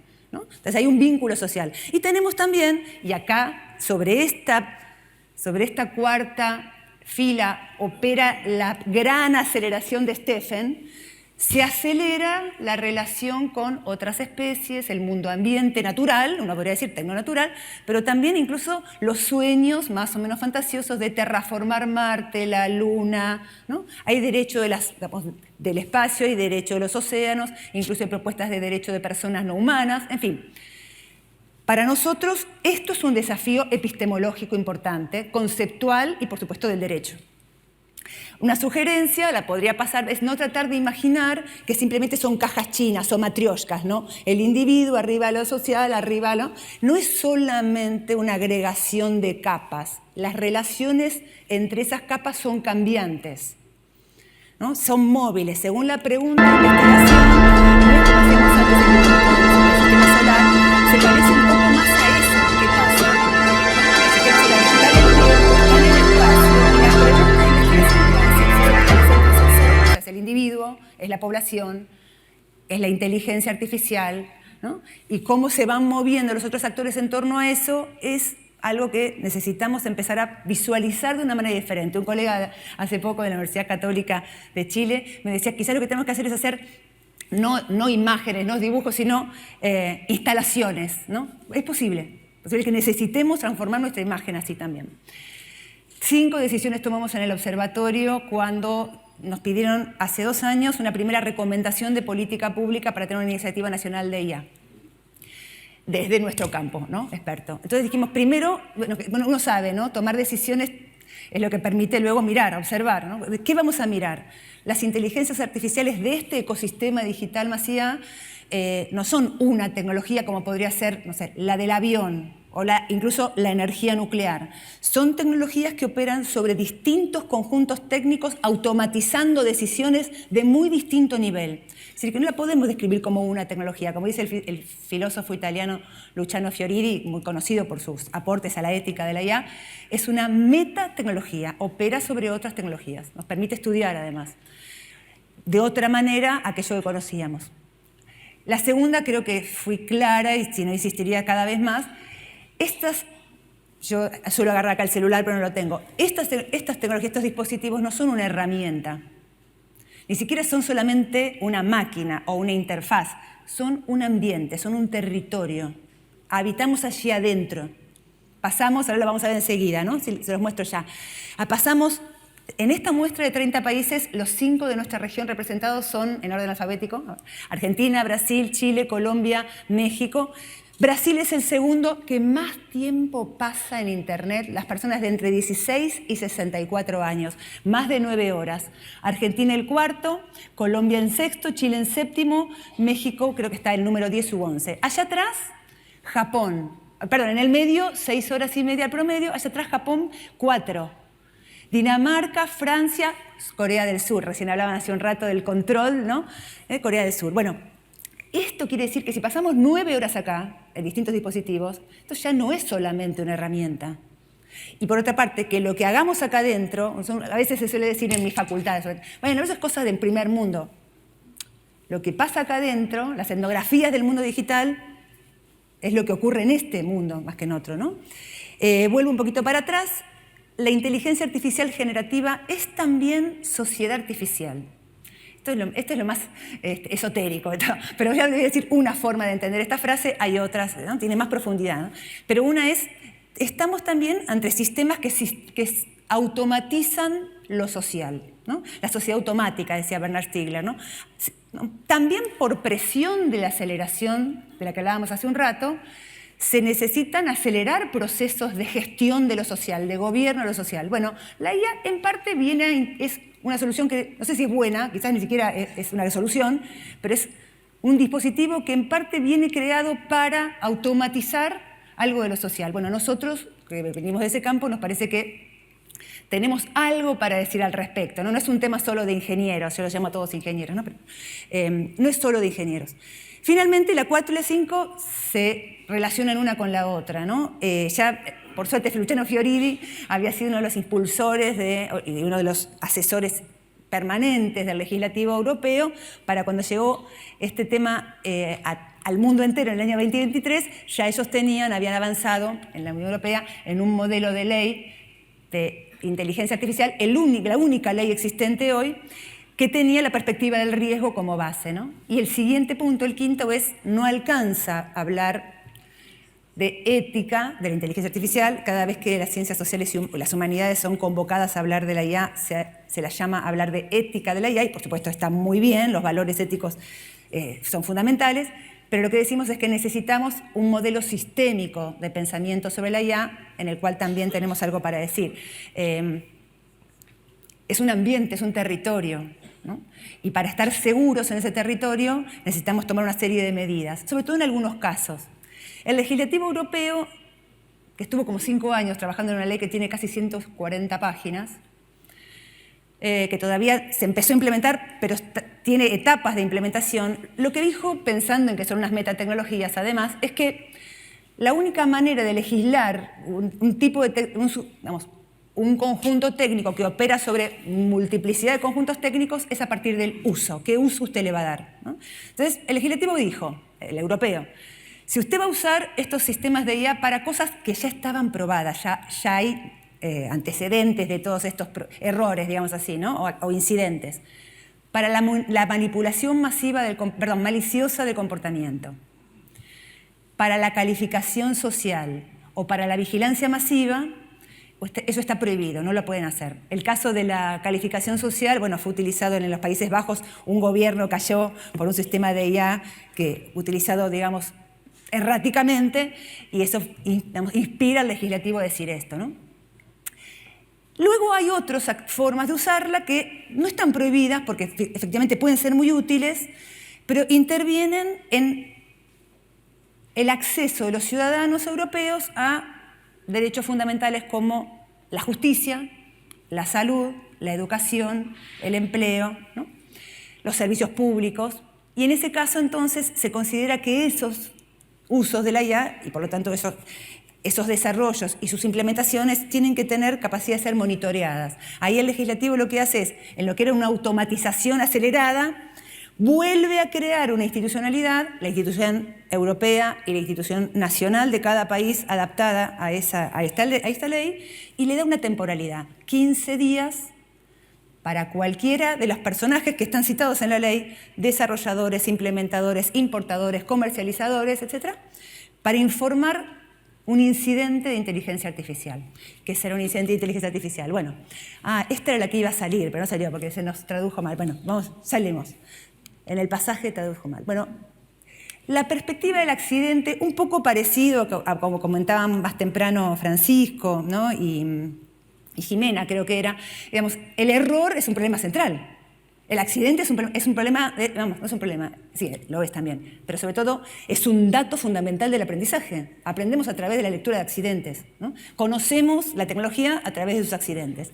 Virilio decía, inventar el barco es inventar el naufragio, inventar el avión es inventar el accidente aéreo. Bueno, esa perspectiva es la que la ciencia tiene que tomar para conocer estas tecnologías que suelen ser muy opacas para los usuarios, por otra parte, ¿no? Y para los investigadores que no son desarrolladores, incluso hasta para los desarrolladores en algunos casos. Pero ya la OCDE, en el año 2023, inicia un monitor de incidentes, ¿no? y luego lo llama incidentes y peligros de inteligencia artificial, o sea que nos simplifica un poco el trabajo, con IA, siguiendo con motores de IA, información, o sea, fuentes de información y diarios y sitios de información de todo el mundo, detectan incidentes de IA y hacen un monitor por país, por región, por tipo de accidente. Es súper interesante la página, la pueden ver. Pero fundamentalmente para nosotros hoy nos alcanza con decir, definen qué es un incidente de IA. Un incidente de IA es un evento o serie de eventos donde el desarrollo, el uso o el mal funcionamiento de sistemas de IA conduce a lesiones o daños a la salud del operador o de alguien más, interrupción mala gestión de la infraestructura crítica, violaciones de los derechos humanos o incumplimiento de la legislación destinada a proteger los derechos fundamentales, ya sean laborales o incluso de propiedad intelectual, y finalmente daño a la propiedad, las comunidades o el medio ambiente. Uno diría que los primeros dos tipos de accidentes son habituales, el tipo de accidente que se suele registrar en cualquier industria, los otros dos hacen intervenir a otro tipo de expertos, ¿no? Que no son estrictamente los que desarrollaron la inteligencia artificial en este caso.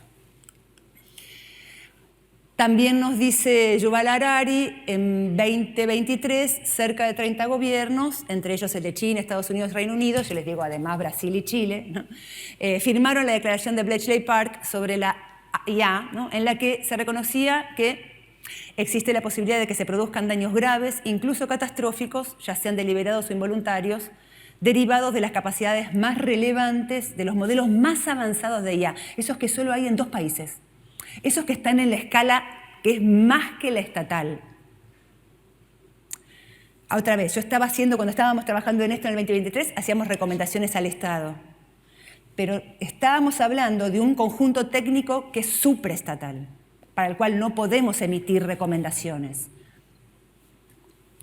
Las nuevas tecnologías suelen conducir a desastres históricos no porque sean intrínsecamente malas, sino porque a los seres humanos les lleva un tiempo aprender a usarla con sensatez.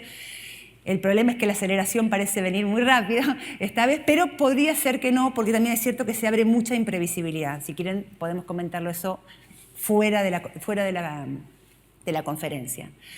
Un investigador que a mí me interesa mucho, porque muy tempranamente salió de Stanford a crear su centro de seguridad, Safety IA.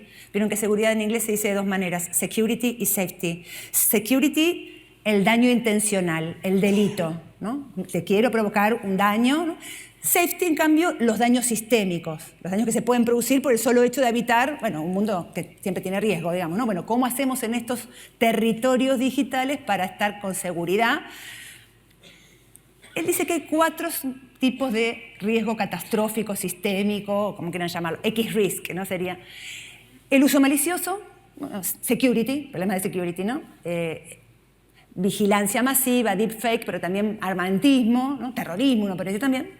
La carrera corporativa sin cuidado, que es un poco el problema que se están teniendo, yo lo digo un poco con nombres propios, pero para simplificar mucho, entre Sam Altman y Elon Musk. Vieron que está como esa tensión si vamos a competir sin hacer pruebas de seguridad o no. Y en efecto, el año pasado, el director científico de OpenAI, Ilya Sutskever, se pelea con Sam Altman, se va y funda otra empresa de safety, ¿no? Otra, que tiene sede en San Francisco y Tel Aviv, ¿no? Superintelligence Safety IA. Bueno,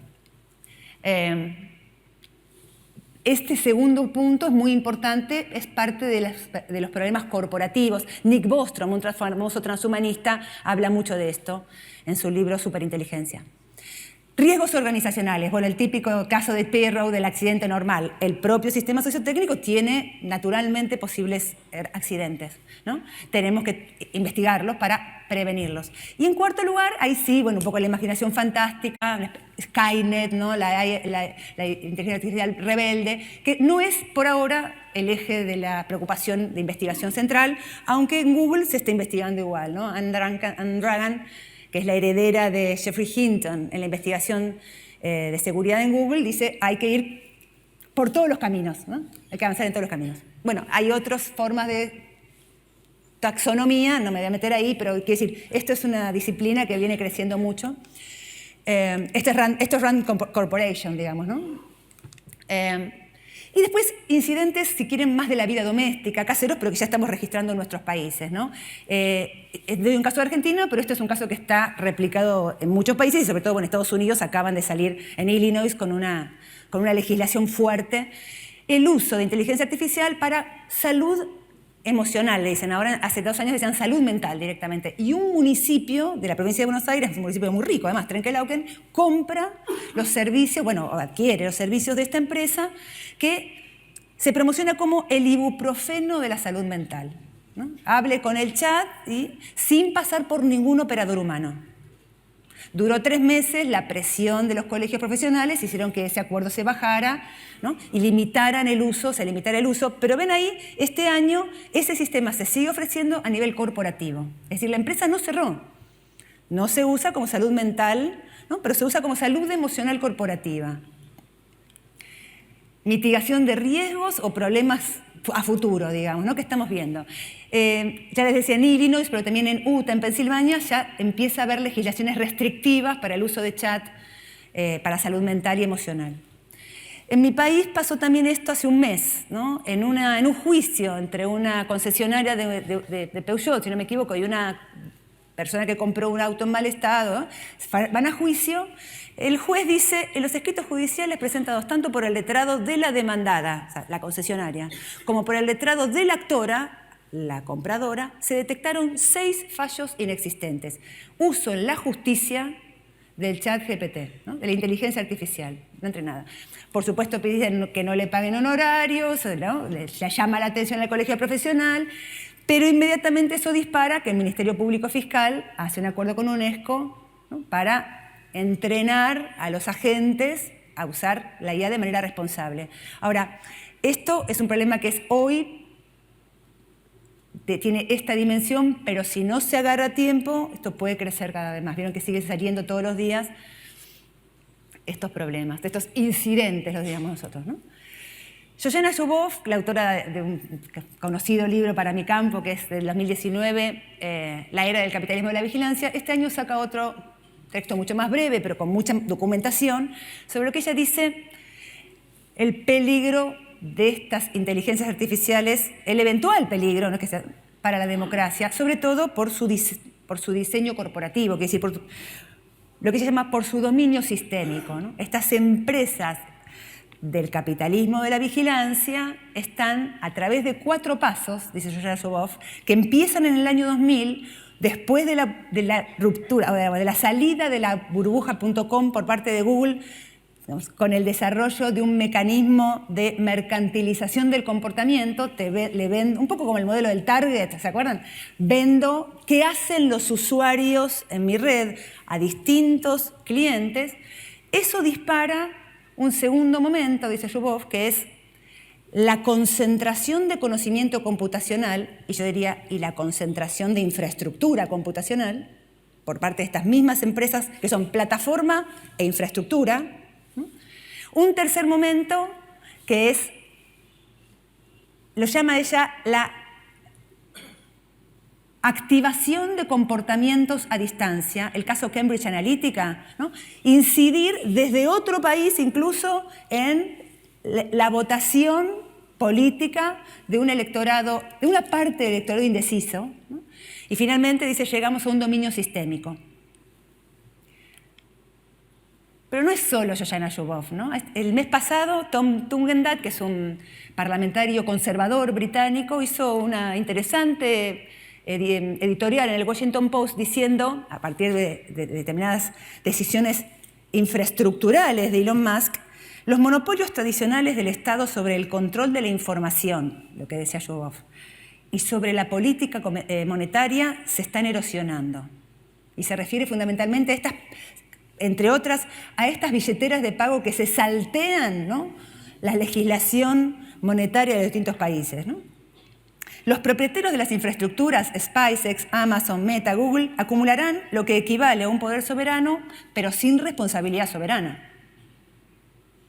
El debate ya no se centra en el control de los datos, la pregunta por la propiedad de los datos, ¿no?, sino en la infraestructura. Me parece que, bueno, son alertas interesantes que vienen por vías muy distintas para pensar el problema de la democracia. Me quedan 2 minutos. El que quiera también puede seguir la controversia sobre el riesgo existencial por parte de los propios padres de la IA, pero ahora lo vamos a pasar.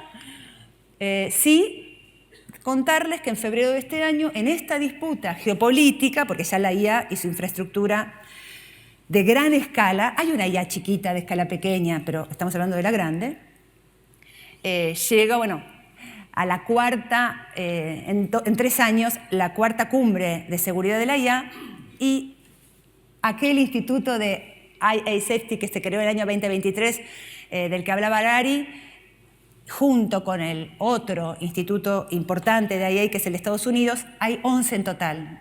Francia, Canadá, Japón, Singapur, Alemania y algunos más tienen.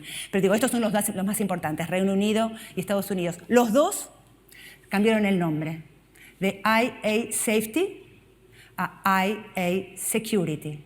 Es decir, la primera y principal prioridad es evitar el delito. ¿No? Pero, claro, y la seguridad nuestra, bueno, eso por ahora no está en manos de estos institutos. Y yo diría que las universidades tenemos ahí una oportunidad para trabajar en ese campo que queda al mismo tiempo vacante y expuesto, ¿no? Y finalmente, algo ya se habló mucho, así que por suerte me libero un poco de la obligación de decir, hay una presión que viene de esa escala, ¿no?, macro, atraviesa lo social y llega al individuo, llega a los individuos concretos que estudiaban los colegas de los neurocientíficos más temprano, ¿no?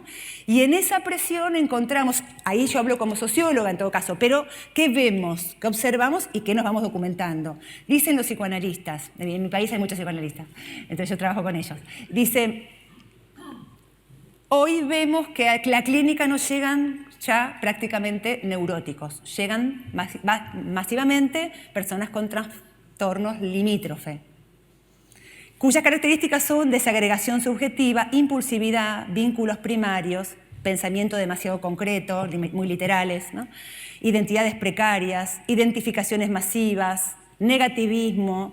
También los discursos de odio están asociados a este tipo de personalidad, ¿se entienden? Están asociados muchos fenómenos que los podemos ver en las distintas escalas funcionando, ¿no?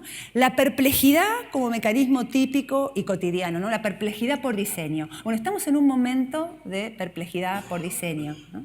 Creo que ese desafío que tenemos se emparenta y nos obliga a pensar en esta, ¿no?, en esta coevolución que ya los poshumanismos y transhumanismos no son solo imágenes de la ciencia ficción, son ya un poco el aire que respiramos, Bueno, a esto me parece que le estamos dedicando también el día de hoy. Les agradezco por su atención.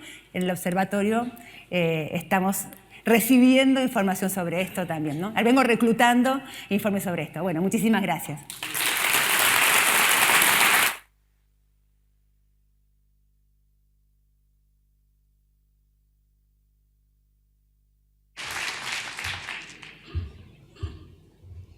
Muchísimas gracias, Flavia.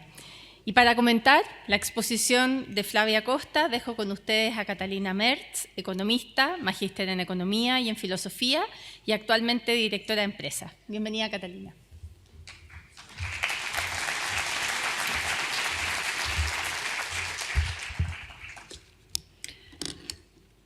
Muchas gracias a los organizadores del evento y a todos los presentes hoy día. Yo soy el último que los separa del almuerzo, así que es un desafío enorme, además por las exposiciones que hemos tenido la oportunidad de ver.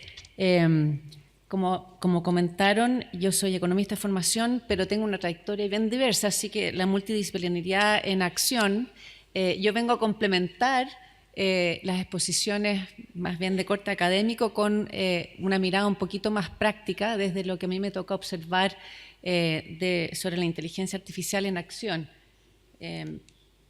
Déjenme...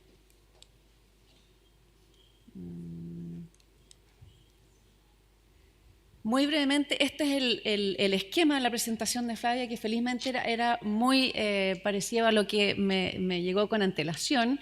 Ese es el esquema y qué es lo que yo voy a hablar muy brevemente, qué es y qué hace la inteligencia artificial, porque yo creo que es clave entenderla para poder efectivamente habitar los mundos en que nos toca interactuar en ella. Comentar algunas cosas sobre algunos conceptos que comentó Flavia y después también abordar también de manera más bien global riesgos y mitigaciones desde el punto de vista de las empresas, las personas y las regulaciones. Y por último, algunas últimas reflexiones finales. Entonces, lo primero que quería compartir con ustedes es que no podemos olvidar que finalmente lo que está detrás de la inteligencia artificial y que nos ocupa tanto ahora son ideas bastante antiguas. ¿No es cierto? La probabilidad condicional que se utilizaba en la Segunda Guerra Mundial para poder reforzar los aviones cuando eran derribados, pero que naturalmente no estaba la información de los aviones derribados. Los patrones que se identificaban usando los métodos de mínimos cuadrados de 1805 o la regla de Bayes, que es aún más antigua. Y lo que ocurrió fue que en los últimos años hubo tecnologías habilitantes que permitieron hacer uso de estas grandes ideas, pero antiguas ideas de distintas áreas del saber. Tecnologías habilitantes que básicamente son el aumento de la velocidad de procesamiento. Todos han escuchado NVIDIA, que es, ¿no es cierto?, la empresa que más cotización bursátil alcanzó en la velocidad más rápida. Aumentar la capacidad de almacenamiento y el cloud computing, que lo que hace es que transforma un costo que antes era fijo para las organizaciones en un costo variable. Y eso transforma radicalmente la manera en que podemos aplicar estas viejas ideas en aplicaciones que hoy día todos casi tenemos en los teléfonos. A esto también quiero sumar, ¿no es cierto?, los datos que muchos de nosotros entregamos de manera inconsciente y gratuita también fueron una pieza clave de esta evolución que tuvimos en las aplicaciones que se generaron de la inteligencia artificial. Entonces está la personalización. El gran caso es Netflix, que fue la primera empresa que empezó a entender y a poder identificar cuál era la serie que nos va a gustar, e incluso ahora genera sus propias películas porque sabe mejor que nadie qué es lo que todos vemos. Segundo, la identificación de patrones en imágenes y lenguaje, que es lo que se comenta más que nada, son los modelos de grandes lenguajes, ¿no es cierto?, que predicen lo que se quiere decir, ¿no?, sobre la base de lo que fueron entrenados. Y por último también los robots autónomos que usan la regla de Bayes para, con nueva información, identificando dónde están espacialmente. Y esto, solamente para que se den una idea, la inteligencia artificial es un vasto mundo de cosas muy concretas, como todos los cables submarinos, en que también las empresas que comentó Flavia están, ¿no es cierto?, compitiendo por el control de estas redes submarinas. Está toda la infraestructura, las plataformas cloud y los centros de datos, que son hoy día furor en términos de las inversiones que se están haciendo, muchas cruzadas entre proveedores de chips y empresas de inteligencia artificial. Después vienen los modelos fundacionales y sobre eso van las aplicaciones que son las que la mayoría de nosotros interactuamos cotidianamente.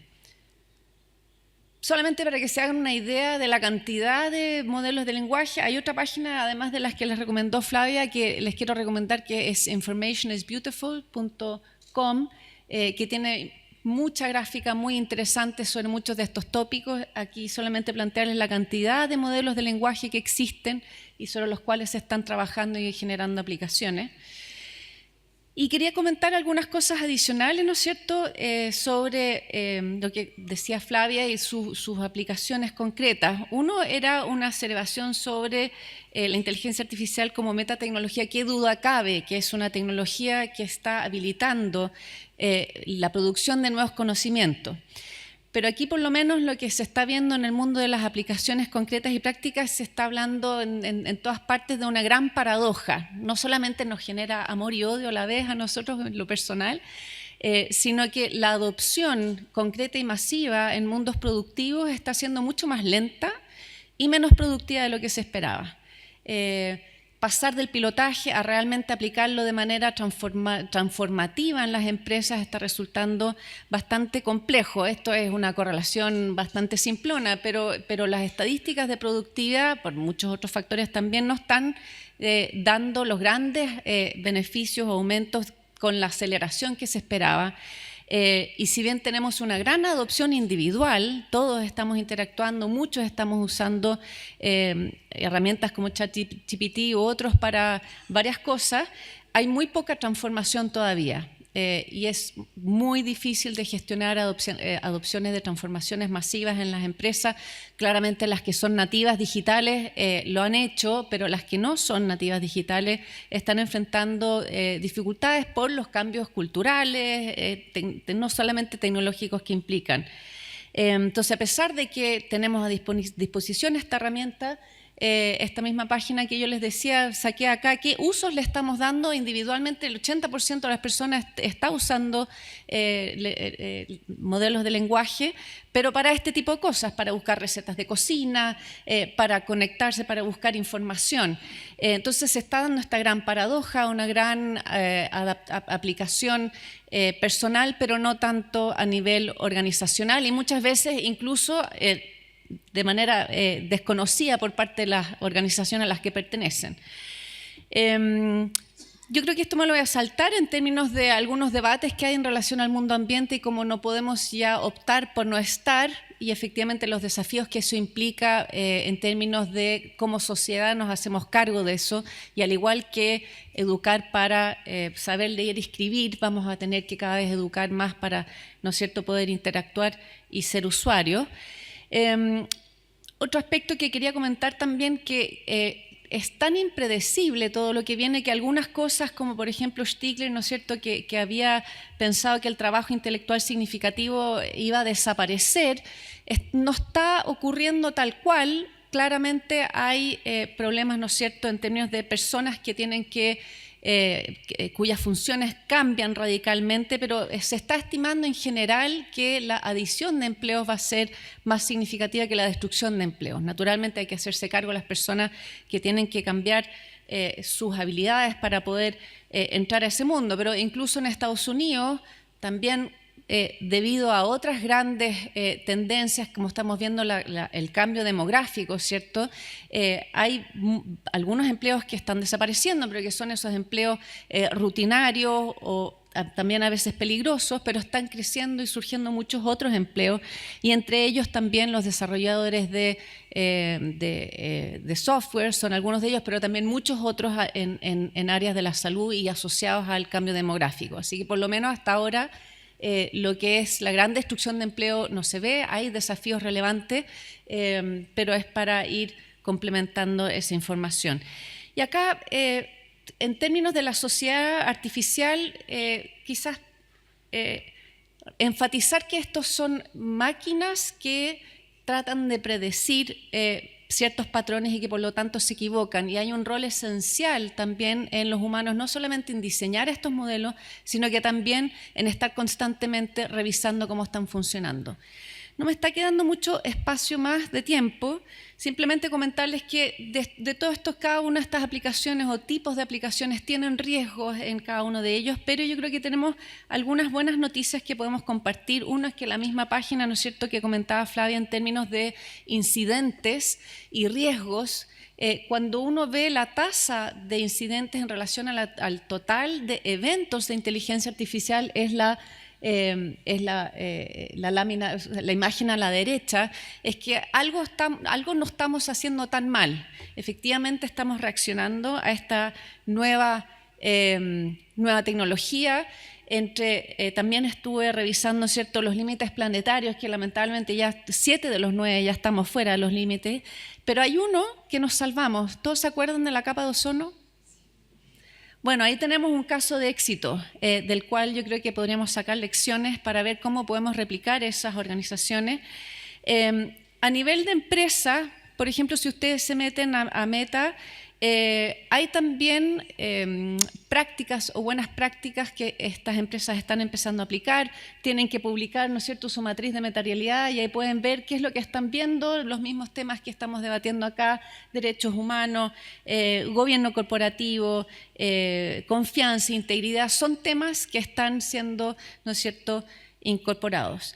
Y una última reflexión también sobre la relación entre inteligencia artificial y democracia, por lo menos una foto cuando uno mira desde afuera, y para ir concluyendo, la menor adopción de Internet, ¿no es cierto?, que trae todos estos desafíos, pero también muchos beneficios, o las mayores cantidad de población desconectada, suelen ser las poblaciones o que están regidos, ¿no es cierto?, por países donde los niveles de democracia son inferiores. O sea, existe una cierta correlación entre menores niveles de desarrollo democrático y el acceso que las personas podemos tener a estas fascinantes y desafiantes tecnologías. Con eso termino mis comentarios a la fascinante exposición de Flavia. Muchas gracias.